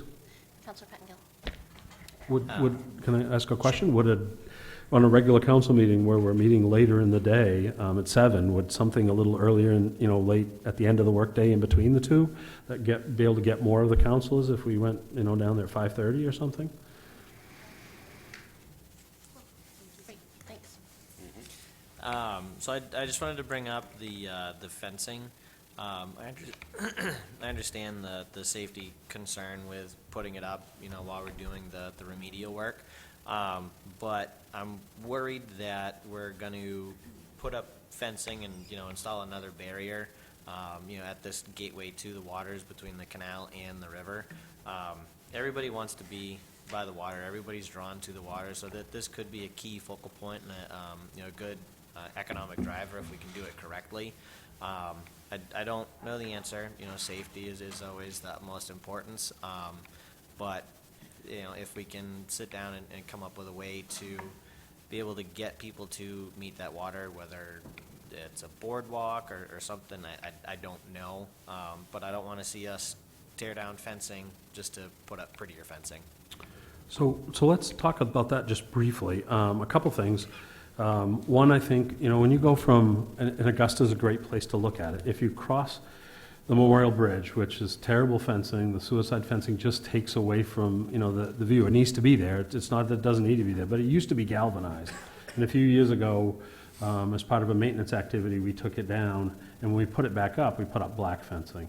And one thing I'll tell you is the view of the Capitol Dome as you cross the Veterans Bridge in Augusta is much, much better with the black fencing. The black fencing fits into the background better. So that's one thing. Kind of the ideas, or you can see some photos in here. The second part is, when I talked about the renderings and smart pane, one of the things we've asked the consultant to do is how can we get people to interact more with the water on the smart pane side? You know, unfortunately, on this side, we're gonna need to put guardrail. The guardrail's there for two reasons. One, crash, you know, vehicular crash, but the other one is, as we roll snow up, you don't wanna damage the fencing. But what can we do on the other side to make that more of an interactive experience? We're gonna put the fence up today in such a way that it makes on the slope break, so if you come up the vertical wall from the canal, there's kind of a slope, and when we go out and walk, we'll see it, and then it flattens out. We're gonna try to move it just as close as we can for now. It'll be segmental fence. Someday, if we want to do something different, we can take sections of it down and replace sections, so it's not chain link that has not. So I think as we continue to build that concept, you know, we may be able to make modifications and do it in such a way that we're not redoing work. But we do have Terry Dewan and some others doing some rendering to get people to interact with the water better. If that makes sense for now. Other questions? Great, thanks, Bill. Welcome. Thank you, Dan. It's exciting stuff. Yes. So next we have a draft ordinance establishing the Housing Committee. Madam Mayor, there's a draft ordinance in your agenda that outlines the proposed purpose, duties, composition, term, how vacancies are handled, all the rest of that kind of stuff. I don't know that I need to go through this in any great detail, but basically the committee would be given a fairly broad charge to work on housing issues that relate to things like our comprehensive plan, certainly the rental registration program. Obviously, from time to time, we have housing proposals that come before us that this group could be asked to review and comment upon. They certainly can be involved in commenting on our federal programs and how those can be used for housing and other things that the council might request. The particular area that I think we might want to spend some time on, get some feedback on, is the proposed composition of the committee. Trying to get some good representation of various stakeholders. It ended up being a little perhaps on the large side with 11 members. Obviously, there would be a couple of owners of multi-unit properties, some tenants, a couple of Lewiston residents who are homeowners in the community. So when we Someone say from the- homeowners, we're talking about single-family homeowners? Yes. Someone from the Public Health Committee, someone from a financial institution, because I thought it would be useful when you're dealing with housing issues. I mean, there's always a lot of numbers involved and financing and things like that, so having somebody with that kind of capability, so either a financial institution or somebody who develops residential properties, and then a real estate professional who could have, I think, a good input in terms of what the market in the community is doing and what might be possible and what might not be possible. And then a representative from one of the agencies that operates a affordable housing project in town, since we have a number of those in this area. And then, of course, the city council members. So that's what I came up with. I'm certainly open for comments, suggestions, ideas on that, and whether that composition works. I think we talked about 3-year terms. I know the mayor and I had some discussion whether maybe those are too long. So I'm open to any adjustments you might want to make in this, but I did want to get this going since it came out of the Rental Registration Committee as a recommendation, and I know the council had it on its list of items that it wanted to pursue. So when we talk about the agency or firm that owns or operates multi-unit property, would that also include the housing authority? Would that be one of Housing those? authority could be one, Okay. but it could I mean, be Community others as well. Concepts would Could be be one, community yeah. concepts, it could be a private developer such as, Xanton. Well, I was thinking that would probably fall as number 9, Yeah, workforce housing. It could. and then Community Concepts or one of those other agencies is number 10. Councilor Marcotte. Okay, no, I like this for the most part, Okay. but where I start having concerns are at item number 8, 9, and 10, if there's a potential for conflicts of interest, where someone's financial institution or real estate firm, or even social service has a vested interest in outcomes. And when I read in your item number 9 that the residential developer or real estate professional who is not required to be a Lewiston resident, I guess one item wouldn't concern me much, but if that means that the other 10 individuals would all be required to be Lewiston residents, I'd be okay with the one exception. But I'd want to make sure that that one exception means that the others are not accepted. Yeah, the way that I read this, and correct me if I'm wrong, Ed, but was that was made explicit in that one item because that was the only one where that felt Right, and we could appropriate? certainly clarify that the remainder, clearly state in it somewhere that the remainder of the applicants would be Lewiston residents. Yeah. What about 10? I think 10 needs to be a Lewiston. I mean, I don't think the representative needs to be a Lewiston resident, but I think they need to represent a Lewiston-based Multi-unit property. multi-unit property. Yeah. Yes. Okay, so I would Agency or suggest firm that owns or one does not operates. have to be a resident. So that would be, That makes be sense to someone you, who Mike? owns Well- property in Lewiston. I mean, because the the representative could live in Auburn, but works at the agency or firm that owns or operates the unit, the property that's in Lewiston. Yeah, but at that point, they become more of a representative of their firm. Well, that's the point, I, right? They need to be representatives of the people of Lewiston, not the firm they're working for. But also, when I read that, a representative of an agency or firm that owns or operates, okay, a representative could be anybody in the firm, could be the owner, it could be right down to the office clerk, somebody in that firm, or multiple firms that could be chosen from. I'm sure they have Lewiston residents somewhere in the organization, organizations plural. So I'm not sure that we need to do the same thing with number 10 as number 9.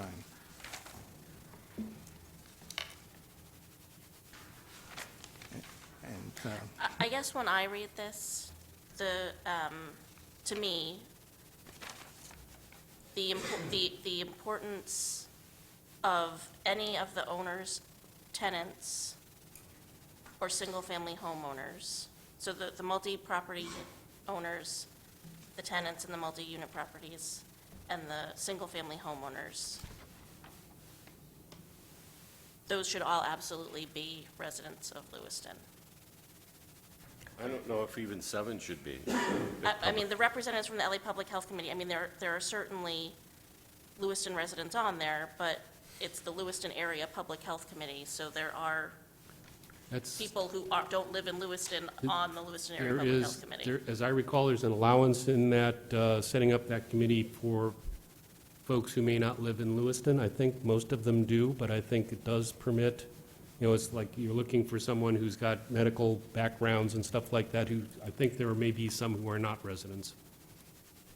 I mean, and I understand what you're saying, that they should be representing the interests of the residents of Lewiston, but I don't necessarily think that that means that the majority of people who are representing the interests of the residents of Lewiston necessarily live in Lewiston based upon their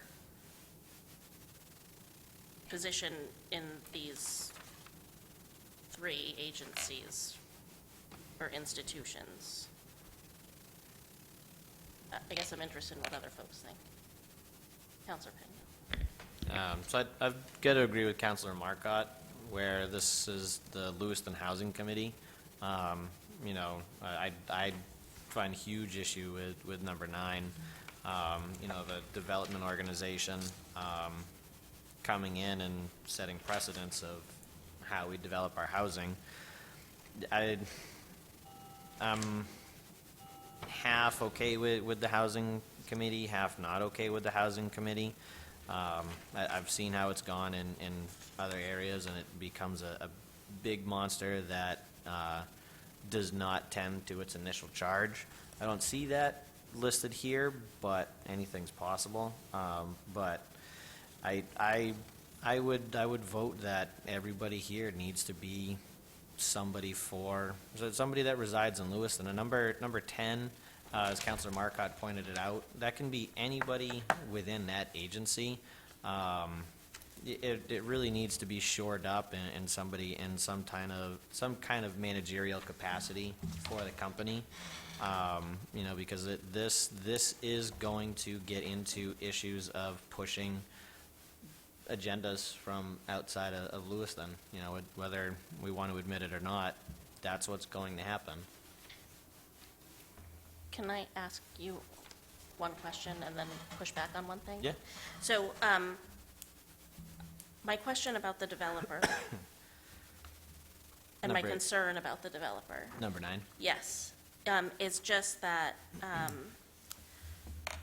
so Tom Platts, who resides in Auburn but has redeveloped pretty much all of our mill space in Lewiston, would not be able to serve on this committee. And I think that eliminates a lot of people with a lot of knowledge and a lot of investment ability to not be involved in this conversation, which I guess, again, depending upon which side of the argument you're on, could be good or bad. The second thing I guess I wanted to push back on is that as we create committees, we should be looking to be as inclusive as possible in that creation. And by limiting some of these things, I think that that's problematic. And then lastly, if there are 11 members on this committee and 3 of them are not required to be Lewiston residents, but who represent the interests of Lewiston residents through their role in these 3 institutions, agencies, or firms, the ability for them to overrun the committee doesn't exist, because there are 7 other individuals on that committee who are required to be Lewiston residents, who will have the majority voice. So those are just my thoughts. While I greatly admire and much respect Mr. Platts, if we have developers that are so adamant about developing in Lewiston, why don't they live in Lewiston? That's a question we should be asking ourselves. And I agree, and this is how you do that. If you want to get into Lewiston, be bought in, be invested. Don't be an outside party that wants to take a little bit of the pie and then cut and run. And spend a lot of the pie, I would actually add. Some. Again, I admire Mr. Platts, but not everybody's Mr. Platts.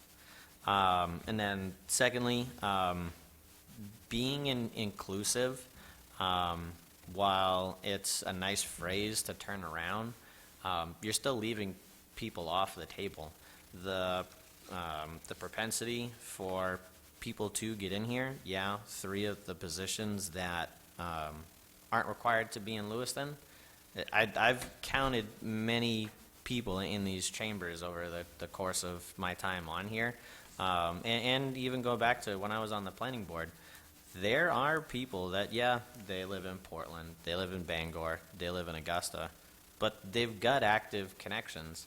And I don't have enough fingers and toes to see the amount of people that I've seen on committees and get other appointments based on the people that they know and the connections. So while, 3 out of 11 isn't a big number, the propensity for that to jump to 7 out of 11 is real high and does exist.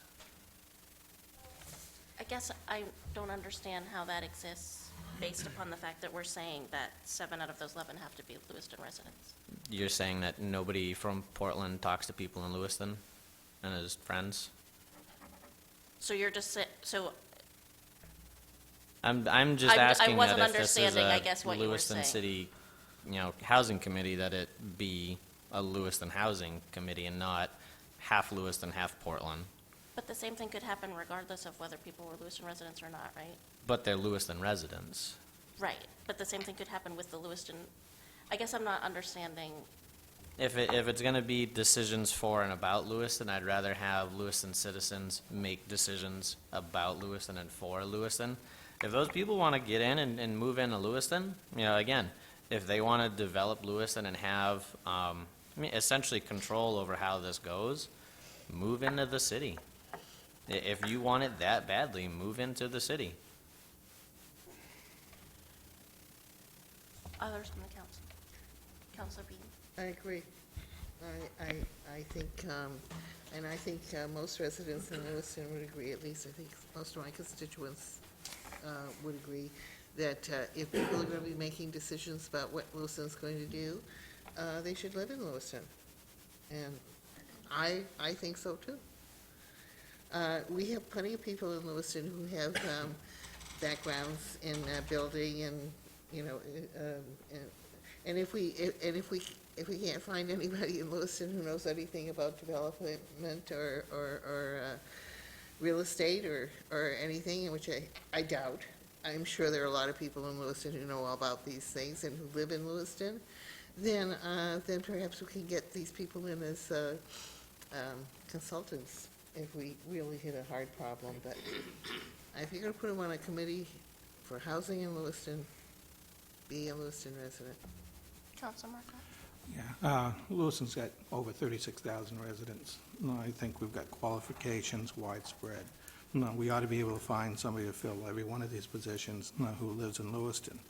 I think I saw it in Ed's eyes earlier during and alluding to the topic of people outside of Lewiston with very special skills. There's nothing that says that they can't be advisory. We did that last night at the Finance Committee, where a selection review committee could have an individual who's advisory as opposed to a voting member. That's my concern here, is that I'd like to see all 11 of these people who are voting to be residents of Lewiston. I was willing to accept one, whichever one that might be. And the comparison to the Public Health Committee, it's not the same. I don't think it's the same thing. What's good for the Public Health Committee is good for us in our public health. That wasn't what I was saying. I just want to make the comparison that this committee has much more impact on the direction of Lewiston, the economic impact, what we heard earlier, live, work, and play in Lewiston. So I really want to limit this to 0 or 1. So just to clarify, I wasn't comparing the Public Health Committee to this committee. What I was saying is that because it's the Lewiston Area Public Health Committee, it might be hard. There may be, 1 or 2 people who are serving on that committee who are Lewiston residents, and that would limit who we could select for this committee from the Lewiston Area Public Health Committee. And where I was willing to have 1, maybe I'd be more willing to have number 7 be the one that's not required from Lewiston as opposed to number 9. And I would be okay with that, because that's a hyper-specific group with super specialized skills. Councilor Ray. So I'm departing from the composition and appointment to ask about the committee's charge under number 5 about CDBG program. Is that, we already have a CB. It doesn't manage housing programs. The CDBG housing program is separate from the CDBG development block. Thank you for clarifying that. I was not clear on that. Okay, and then moving to the composition and appointment, 11 feels kind of unwieldy, but I can't find a place to cut folks, because I think these are necessary interests to be represented, to have a whole picture rather than falling to one side or another. I am interested in, if everyone could live in Lewiston, that would be great. But I don't know how we make that a built-in option. Councilor Lyson. Yeah, I'm concerned about if we over commit Lewiston residents only we may be losing that opportunity to get somebody with expertise and interest in whatever that could help move this along. I understand the objections and the support for Lewiston residents. I think Councilor Marcotte's suggestion about perhaps bringing in that expertise is necessary, and I would say that if you're appointing somebody to a position like that, they may know someone who has certain expertise that we want as well, and they may be a Lewiston resident. So I don't have a concern. I think it's good, but I think I'm concerned about, you know, limiting the membership and the expertise, and we certainly need all the help we can get. Councilor Pengill, did you, sorry, can I let, I think he was up first. Thank you. Listening to everyone in the discussion also, I am somewhat reserved with the fact of somebody from outside Lewiston. However, you brought up a good point by an individual that's invested in the Lewiston area for so many years at such a great amount of expense and time that, in my opinion, would be an asset to that particular committee and/or someone else with that statute. I also realize that there are others out there that would be completely opposite and, you know, would probably steer the committee in a different direction. So I guess it would come to whoever appoints those individuals to look at the background and take that opportunity to put individuals on there that would be able to provide the service that we're looking for as developers that have invested in Lewiston for a long period of time. So I'm kind of torn between the two there. I guess that's where I'm at. But I would go with the expertise and people that have invested in Lewiston for a long period of time in a positive manner, and I would go for that aspect there. Councilor Pengill. So just two things. In the purpose, I noticed it doesn't talk about lead. Sorry, can you say that again? I didn't hear you. Lead. Okay. And I didn't know if there was a way to add that, to place an importance on moving forward with that. You know, I know the healthy neighborhoods and all that talks about it, but if it's such a prevalent issue, you know, we should probably place an importance on that. Yeah, I think my thinking was that's covered both in our comprehensive plan and in the rental registration report, but certainly we could call it out as an area of special attention. Yeah, because that could change at any time, so to place that in their charge. It could just say, like, at the, where it says ensuring the quality and safety of the city's residential housing stock, including lead poisoning prevention, or, Yeah, something. And then just quick comment on the, you know, missing out on skills. We're not missing out on skills by limiting this just to Lewiston residents. It's making a statement and a commitment to the city that we put Lewiston first and we put Lewiston and our people first. So that's my take. So, So it strikes me that I can go back and write something up, and then you can, when I put it in for first reading, you guys can have the debate and try to amend it if you want to pick. I got some feedback that I'll try to incorporate in here. I am not sure that I know what the predominant view is on this. Obviously, it's split, so. so can I ask one question? So, I know we have I think it says in here that these are mayoral appointees. Yes. Can we make them mayoral appointees? So, my question for the council, I guess, is, would people be comfortable putting in the language with preference given to Lewiston residents for those three, for 8 through 11. No, 8, 9, 10, 11. 7, 8, 9, and 10, and then make it not mayoral appointments, but mayoral appointments with council approval? Yes. To go with Councilor Marcotte, the only one I'd be okay with not being a Lewiston resident is 7. Okay. Yeah. You bring up an interesting topic, however. I thought about it, then I wasn't going to bring it up. Council approval could be a tool that's used here. It's used in other appointments. That's the way I've chosen to do the appointments, Yeah, but that's not the way that it's been. I think as long as the mayor retains the right to appoint, that you could include council, with council approval. But I'm not so much hung up on that one, just that the topic did come up. A little bit further down where it says that the mayor shall designate one member of the committee to serve as committee chair, having served on the rental registration committee, which was 11 people. And the next one actually says the committee shall decide. I prefer think- the committee decision. I think that actually. works better.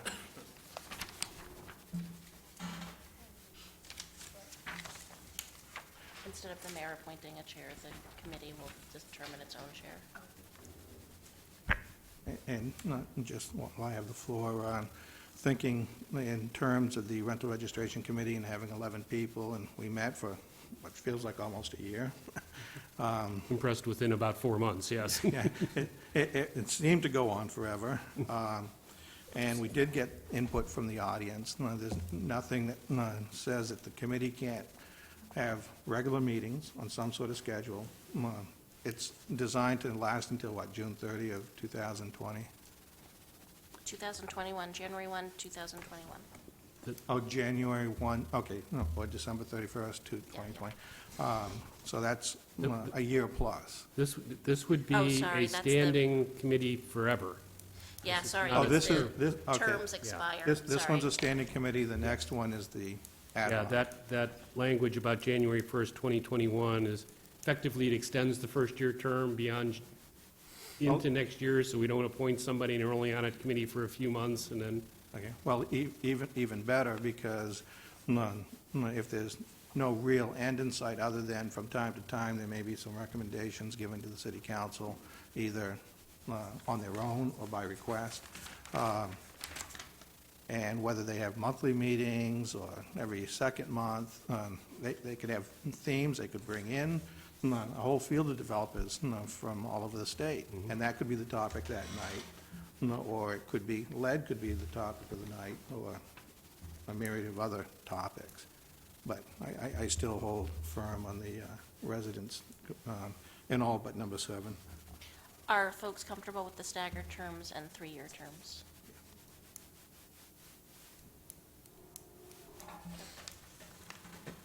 And it's staggered for what reason? So that they don't all turn over at the same time, so there's some institutional knowledge kept. Similar to the planning board. Yeah. yep. Do you want council confirmation of the mayoral appointment? I'm fine with that. Hmm? I'm fine with that. I think that might not be a bad idea. Okay.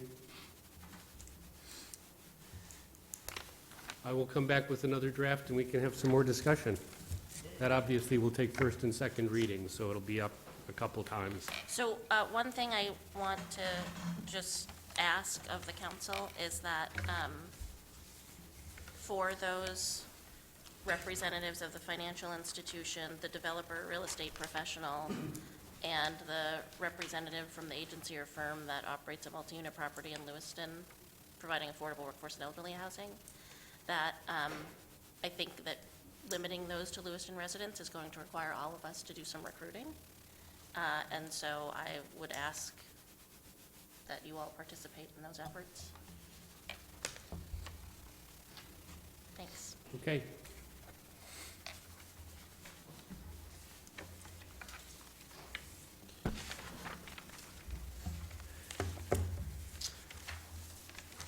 So next, we are moving on to a draft resolve establishing an ad hoc recycling committee.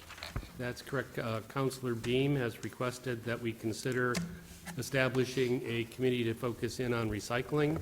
I put together a draft, and basically it does much the same thing. It outlines the purpose, which is to try to gather data and review our existing programs, evaluate its effectiveness, try to identify barriers that impact participation, and come up with recommendations to increase our recycling percentage, and obviously develop cost estimates regarding any of those recommendations. 7 voting members who would be appointed, who would be Residents, I had residents or taxpayers. Do you want me to just strike out taxpayers? Residents. Make it residents who are knowledgeable or interested in recycling, so it's kind of, that's primarily the only criteria, is they have either knowledge about recycling or have an interest in it, or other waste reduction programs. The committee would select its chair. They would report to the council at least on an annual basis. They could certainly report more often and make recommendations. That recommendation is to be made by the end of the calendar year, so that any recommendations they do come up with can be considered in the budget process. Staff support would be from the Director of Public Works or someone on his staff. And the term of the committee I'm recommending to go through June 30th, 2020, but it could be extended beyond that. So this would not be a standing forever committee, but it would be an ad hoc committee that could be continued and expanded, much as we did the Public Works Committee. Councilor Martha? How soon would this begin, this committee? I think as soon as we have This could be done by... membership committed. Yeah, this is a resolve, could be done at the next meeting, and then you could start the process of recruiting for members, and the mayor could make the appointments. I think June 30 makes sense. Hopefully, they'll have recommendations prior to the budget season. We can't do it by June 30th because that's next week and No, our next. June? No, that's not what I mean. Having the committee expire on June Oh, 30, okay. 2020 makes sense. If the committee is constituted and thinking about ways to recycle during the fall, recommendations would be good during the budget season. And then towards June 30, consideration for appointments or continuation going forward. I would like to, so we're calling it the Recycling Committee. I think that as we're talking about recycling, there are other, waste diversion pieces that we may want to include if they have time. Councilor Bean? That's one of the things I was going to say. I asked to have a recycling committee reinstated because we did have one last year. And that was at the request of one of my constituents who was very excited about reducing the carbon footprint here in Lewiston. And I know the first question he's going to ask me is why, the rationale behind having it be an ad hoc committee instead of a standing committee. I think If we're- simply because there's a question in my mind whether this is the kind of thing that's going to take a continuing, ongoing, multi-year effort, or is it something that can largely get its job done to a certain point, and then you can decide if there's more work remaining to be done? One of the things that I really think is not productive is having a committee that goes through and does its work and gets to an end point and then just continues without necessarily having a clear reason to continue. So what happens is people automatically lose their interest and fade away. So it gives you a chance on a periodic basis to evaluate whether there's work continuing to be done or whether we've hit, they may come up with 35 different recommendations and it gets to the budget process and none of them get funded. Is there a point at that point in continuing? So it's just something, it's a way to check in so it doesn't just become something that doesn't have a continuing, ongoing positive impact. Yeah, I can see that that could happen, but what I'm thinking about reducing the carbon footprint and increasing recycling, and especially rather than increasing recycling, which is kind of an iffy topic right now with all of the global stuff that's going on. But certainly waste reduction programs, carbon footprint programs, and other environmental issues such as herbal spraying, those would all be things that are recycling. Well, I hesitate to call it a recycling committee now, but an environmental committee might be a good name for it. But there are so many issues, and those issues are not going to go away. But I'm willing to let it go, though, for now, but I can explain it to the people who are going to, who would like to be involved, why the ad hoc committee, and then maybe if we can show that we have a purpose here in Lewiston, then we'll continue it. You had mentioned, Madam Mayor, what had you said? I wanted to reinforce that idea. Oh, that there are the many waste other- diversion as other- opposed to it being Yeah, just there are recycling. other programs that we could, and that was my point too. And/or other waste reduction programs and You wanna change- environmental issues. You want to change the name of recycling committee to the waste reduction committee? No, I'd like to have it be, well, personally, and maybe the committee should decide that and come back to the city council. I mean, the committee, yeah. Well, we're not forming the Environmental. committee based upon the people who are interested. We're forming the committee Okay, based upon what the needs are. So I would I think- say, I think this was presented as a recycling committee. If we want to change that to be an environmental impacts committee or whatever, then I think we need to go back to the table and change the purpose of the committee. Yes, and my concern, I think that'd certainly be something very valid, and a lot of communities do have something like a sustainability committee that Right. looks at the whole range of issues.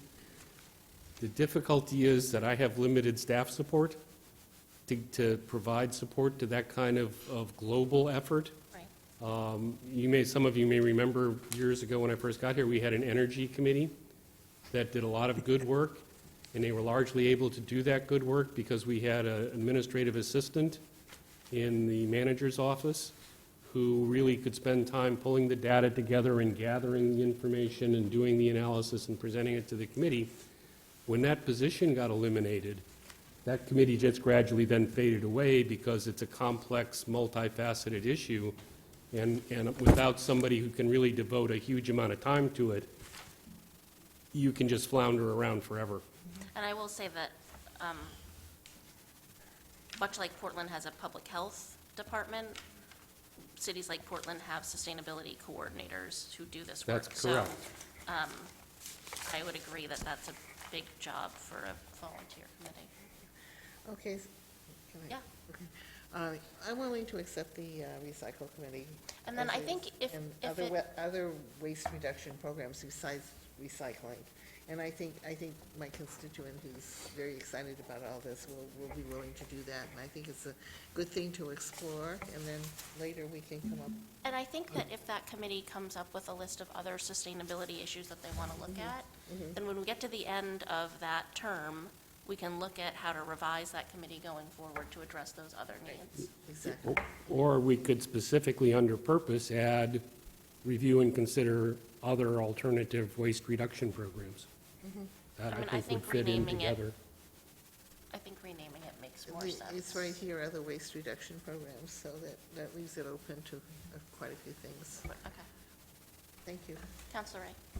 So I'm deeply in favor of this for all of the stated reasons. I just also wanted to bring folks' attention, the Natural Resources Council of Maine is starting to look at municipal recycling programs Chrissy's on it. in the whole state of Maine. And so I think there could be alternate solutions other than taxpayer-funded recycling that are coming forward. So I just wanted, if people haven't seen that news release, might be something interested now that we're talking about it at the local level too. Chrissy Adamowitz is one of the people We that's already talking to have, Jolie. they're already working on it. Yeah. On a recycling study. So that, yeah, because they're going to be advisors, right? Now, can they be appointed to the committee or not? They can submit applications just like everybody else. I just didn't know. Yeah, if- as long as they're if- Lewiston residents. I see, yeah, that's, that may not work, but they can advise us. I think Chrissy is a Lewiston resident. Is she? Yeah. Other questions or comments? Great. Does the counselor from Ward 1 have a, Absolutely. To enter into an executive session pursuant to MRSA Title I, Section 405, 6C, to discuss an economic development issue of which the premature disclosure of the information would prejudice the competitive bargaining position of the city. all those in favor? say?